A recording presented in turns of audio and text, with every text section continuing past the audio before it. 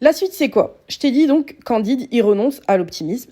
Et là, t'as Cacambo qui va essayer de récupérer Cunégonde, rester avec le gouverneur. Parce que maintenant, il a de la thune, tu vois. Et Candide, il est toujours recherché. Donc, il finit par se rendre en France. Il espère toujours retrouver Cunégonde, lui, tu vois. Donc, pendant la traversée en bateau, il tombe sur un homme, Martin. Et là, il y a une discussion à propos de Dieu et du mal. Alors Voltaire, à travers le personnage de Martin, lui, il parle de la perfection concernant Dieu et le fait que Dieu y crée le mal. Et Voltaire, il cherche l'opposition. Mais là, il fait erreur. Parce que la vérité, c'est quoi? C'est que les créatures, elles appartiennent à Dieu. Et s'il se produisait dans ce qui appartient à Dieu quelque chose que Dieu n'aurait pas voulu, ce serait une forme d'impuissance. Mais l'impuissance, c'est impossible s'agissant de Dieu. Tout ce qui est créé, bien ou mal, c'est par le vouloir de Dieu. Et ça, c'est une perfection. Parce qu'en fait, celui qui attribue à Dieu la création du bien et pas la création du mal, il attribue à Dieu l'incapacité. Et celui qui est incapable, c'est pas Dieu. Donc ça discute entre Martin et Candide, comme je t'ai dit. Et Martin aussi, il critique la France. Il dit aussi que c'est un pays de bandits, que les gens là-bas, ils s'intéressent que aux bêtises, à l'amour, et qu'il y a là les hypocrites. Donc là, Voltaire, il critique clairement la société dans laquelle il vit. Candide, il arrive en France, il tombe malade, il est arnaqué par des médecins. Donc encore une critique de la part de Voltaire envers les médecins et pas envers Doctolib. T'as capté. Il découvre la France, notamment avec le théâtre, avec la littérature aussi, chez la marquise de Parolignac. Il lui offre des bijoux, il se passe quelque chose entre eux.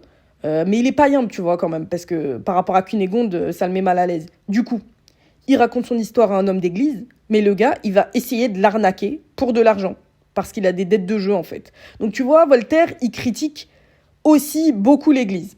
Donc Candide, il voyage pour Venise, encore avec Martin, ils discutent, et ils pensent pas pareil au sujet du bonheur. Candide, lui, il lui dit « Regarde ce couple devant nous ». En fait, c'est pour lui donner un exemple, tu vois. Genre, ils ont l'air heureux.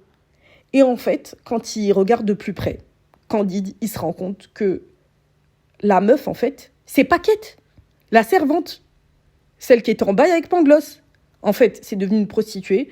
Et le gars qui l'accompagne, en fait, c'est un mec pas net qui est dans plein de plans galères, qui s'appelle Giroflée.